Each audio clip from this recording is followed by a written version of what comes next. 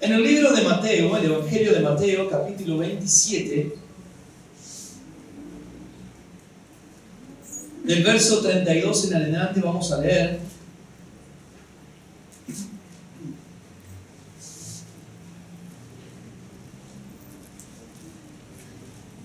Saludamos a nuestros hermanos y amigos allí en Entre Ríos, en Líbanos, que nos están viendo en esta mañana. Y saludamos a cada familia, la familia Kaufman, que está asistiendo a nuestra iglesia allí en Entre Ríos. Le damos un saludo, los bendecimos. Y a cada uno de los que forman parte de la iglesia, nuestros hermanos Rubí, Gladys, unos adolescentes también que se han acercado. Saludamos a cada uno de ellos, nuestros amigos. Bueno, ya son muchos Kaufman, a todos los Kaufman de Ríos, la familia Kuhn de Ríos, ya más o menos 99% de vivos. Y a cada una de las personas que nos están siguiendo a través de las redes, los saludamos también.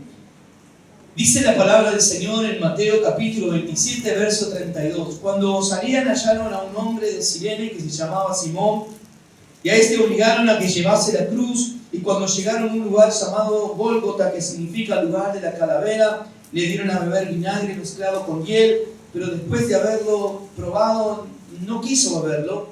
Cuando lo hubieron crucificado, repartieron entre sí sus vestidos, echando suerte para que se cumpliese lo dicho por el profeta. Partieron entre sí mis vestidos, y sobre mi ropa echaron suertes.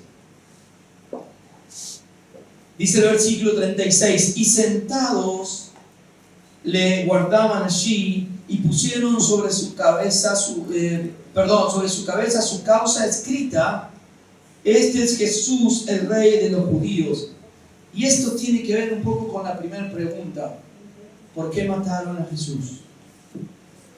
Lo que inscribían en aquel tiempo era la causa, por qué lo estaban crucificando, por qué lo estaban matando, y la causa penal por el cual habían acusado y matado a Jesús decía: Jesús, el Rey de los judíos. Dice el verso 38, entonces crucificaron con él a dos ladrones, uno a la derecha y otro a la izquierda, y los que pasaban le injuriaban meneando la cabeza. ¿Qué significa esto?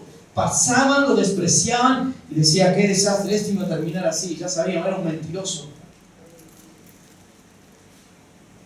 era un blasfemo. Ya sabíamos que iba a terminar así. Hay tanto para hablar de este versículo nada más. A veces también nosotros nos confundimos y alguien le está pasando mal o algo así, y bueno, andás a ver qué andaba.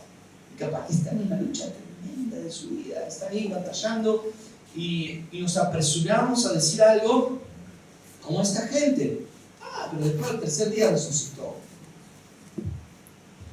¿Qué sucedió? Pues meneaban la cabeza. Versículo 40, y diciendo: tú que derribaste el templo y en 3 días lo glorificas, sálvate a ti mismo. Porque Jesús en un momento le ha dicho: bueno, en 3 días esto puede ser derribado y lo volvería a construir. Y él estaba hablando de sí mismo, ¿verdad? De que él iba a morir, pero en 3 días iba a estar de pie, vivo. Sálvate a ti mismo. Si eres hijo de Dios, desciende de la cruz. De esta manera también los principales sacerdotes, versículo 41, escarneciéndole con los escribas y los fariseos y los ancianos, decían: a otro salvó, a sí mismo no se puede salvar. Si es el Rey de Israel, descienda ahora de la cruz y creeremos en él.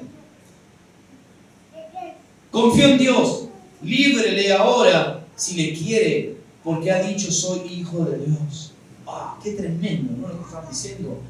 Este que predicaba que Dios es su Padre, que bueno, mirá cómo está ahora, ni Dios lo quiere. Ni Dios lo quiere. Por eso está ahí en la cruz. Si realmente Dios lo amara, Dios lo quisiera, no estaría en esta situación. Dios lo salvaría, lo bajaría de la cruz. Y sin embargo, lo injuriaban. Y Jesús estaba allí en la cruz. 44. Lo mismo le injuriaban también los ladrones que estaban crucificados con él. Y desde la hora sexta hubo tinieblas sobre toda la tierra hasta la hora novena. Cerca de la hora novena Jesús clamó a gran voz diciendo: Elí, Elí, lama sabactani. Esto es: Dios mío, ¿por qué me has desamparado? Tremendo, ¿no? Y algunos tal vez ahí dijeron: Dios lo dejó. Ahora vamos a ver por qué Jesús dijo eso. ¿Qué significado tiene? ¿Y qué tiene que ver directamente con nosotros? Directamente con nosotros. Algunos de los que estaban allí al oírlo, dice: a Elías está llamando. Y al instante, corriendo uno de ellos, tomó una esponja y la empapó de vinagre y poniéndola en una caña le dio a beber. Pero los otros decían: deja, veamos si viene Elías a librarle. Mas Jesús, habiendo otra vez clamado a gran voz, entregó el Espíritu. Y sucedió algo tremendo.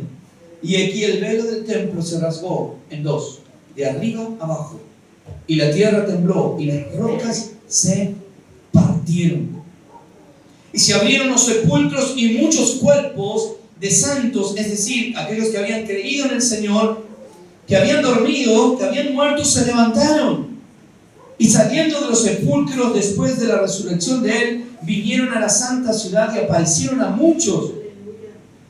El centurión y los que estaban con él guardando a Jesús, visto el terremoto y las cosas que habían sido hechas, temieron en gran manera y dijeron: verdaderamente este era Hijo de Dios. Estaban allí muchas mujeres mirando de lejos, las cuales habían seguido a Jesús desde Galilea sirviéndole, entre las cuales estaba María Magdalena, María la madre de Jacobo y de José y la madre de los hijos de Zebedeo. Amén.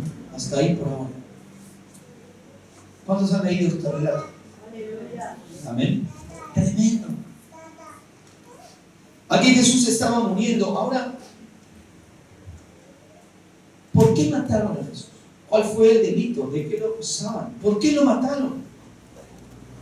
Bueno, hay una línea de pensamiento, una filosofía que no es nueva, sino que resurge en estos últimos años, en esta última década, o no mucho más allá, pero resurge de la idea de que Jesús no es Dios, sino que es un Dios más, creado por el Dios Padre, y que en todo caso algunos dicen: bueno, fue un profeta, unos dicen: fue un ángel. Fue un ángel poderoso. Otros dicen: no, sí, es el Hijo de Dios, pero quiere decir que fue engendrado por Dios, pero que no tenía una preexistencia antes con Dios, sino que tuvo un inicio, por lo tanto es un Dios menor. Y en estos últimos tiempos ha resurgido esta falsa doctrina, donde enseñan que Jesús es importante, que Jesús fue enviado por Dios, pero que no es Dios. Para responder a esta falsa doctrina y hablando de esta pregunta: ¿por qué mataron a Jesús? ¿De qué lo acusaron? Porque enseña la Biblia que buscaban ocasión de que él dijera algo inapropiado, de que él se equivocara en algo para acusarle, encarcelarle, pero no hallaban nada. No encontraban nada, hasta que Jesús, en un momento de su ministerio, comienza a revelar quién era. Y él leía las Escrituras, leía el Antiguo Testamento, leía el libro de Isaías y decía: habla de mí. Y entonces ahí empezaron a enardecerse todos los religiosos de aquel tiempo. Fariseos, saduceos, escribas, todos querían matarle. Porque ¿qué estaba diciendo Jesús? Yo soy el Mesías, yo soy el Hijo de Dios. Pero nosotros, tal vez sin entender la escritura de aquel tiempo, la hebrea y la escritura griega, podemos decir: bueno, es el hijo de, entonces, bueno, el padre es mayor y desciende de él. Por este problema, no lo hubieran querido matar a Jesús, porque todos ellos entendían que eran hijos de Dios. ¿Cuál era el problema? Que cuando él expresaba hijo de Dios, estaba usando una palabra griega, aramea, que significaba yo soy igual a Dios. Entonces, ¿de qué lo acusaron a Jesús? De blasfemia. Dice, dice blasfemia porque se hace igual a Dios. Por eso lo mataron a Jesús.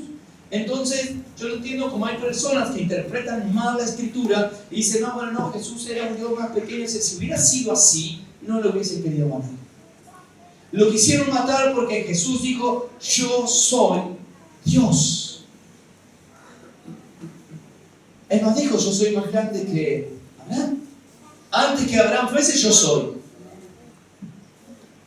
Estaba hablando de su preexistencia, de su eternidad, características, atributos que solo le pertenecen a Dios. Entonces esto enardecía a esta gente, ¿verdad? Lo acusaron de blasfemia por declarar que era el Mesías, que era hijo de Dios. ¿Quiénes? Bueno, muchos. En ese tiempo el Sanedrín. ¿El Sanedrín qué era? Era una institución religiosa donde estaban todos los estudiosos, todos los, como diríamos hoy, los cráneos,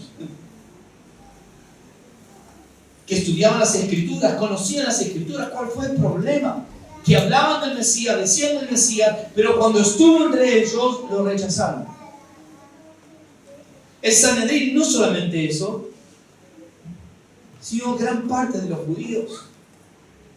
Judas lo traicionó, hasta comía de su mesa. Recibía los beneficios de estar con Jesús. ¿Quién más? Bueno, Herodes. Pilato, incluso sin entender por qué, lo entregó a la muerte. Como dice, ¿no? Se lavó las manos. Hagan lo que quieran con él. Bueno, eso no es lavarse las manos. Los soldados romanos lo terminaron ejecutando en la cruz. ¿Por qué? Porque dijo quién era. Dijo, yo soy el camino, yo soy la verdad, yo soy la vida. Esos atributos solo le corresponden a Dios. Él estaba diciendo, yo soy Dios, estoy aquí entre ustedes, soy Dios. Ahora bien, eso generó que se dispusiera la muerte de este hombre, porque estaba blasfemando, porque decía ser igual a Dios. Vamos un momento al libro de Hechos, en el capítulo 2.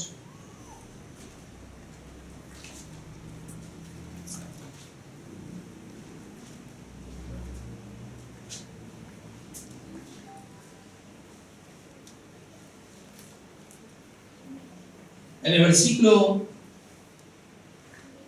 22 en adelante vamos a ver un mensaje, un discurso de Pedro. Y dice así, versículo 22 en adelante: varones israelitas, oíd estas palabras. Jesús Nazareno, varón aprobado por Dios entre vosotros, con las maravillas, prodigios y señales que Dios hizo entre vosotros por medio de él, como vosotros mismos sabéis. A entregado por el determinado consejo y anticipado conocimiento de Dios, prendisteis y matasteis por manos de inicuos, crucificándole. Bueno, dice por conocimiento de Dios. Dios ya sabía. Y sin embargo, Él quiso venir. Dice uno de los sanos: ¿quién ha oído nuestro anuncio? ¿Quién nos ha creído? ¿Quién ha creído nuestro anuncio? No creyeron, por eso lo mataron, lo crucificaron en la cruz. No creyeron que Él era Dios, lo acusaron de blasfemia, que Él sos un mentiroso, por eso estás en la cruz, lo injuriaban. Se burlaban de Él, decían: bueno, si verdaderamente eras quien era, ¿por qué no bajaste de la cruz? Y de hecho Jesús podría haberlo hecho. Pero ¿saben por qué permaneció colgado en la cruz? Por vos. Por mí.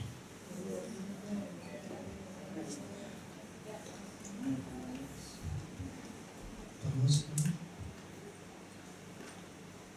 Ahora, ¿por qué lo mataron? Lo acusaron injustamente de algo que no era verdad. Porque sí era Dios. Porque sí es Dios.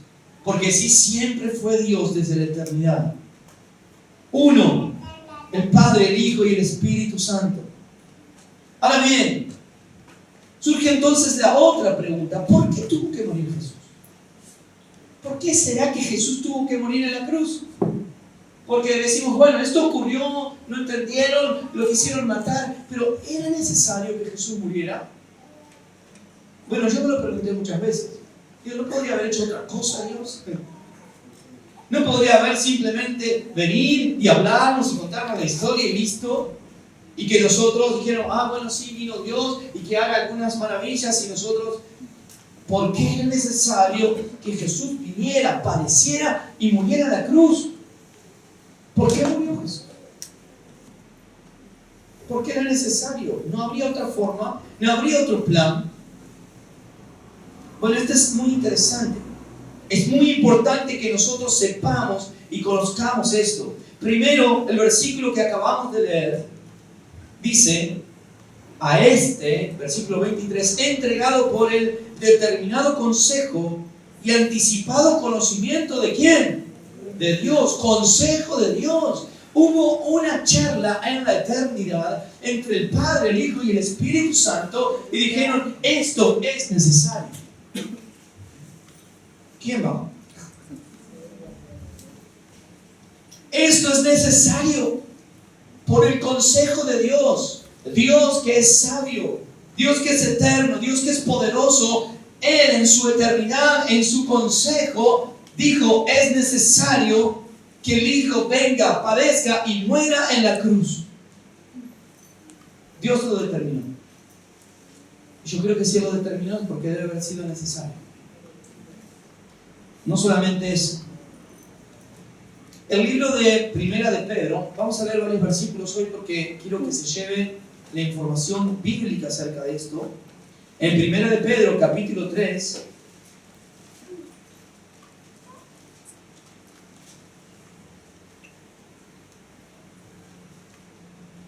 ya le digo el versículo.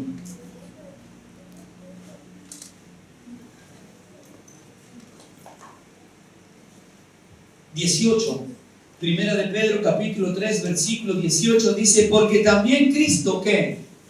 Padeció una sola vez, ¿por qué? Por los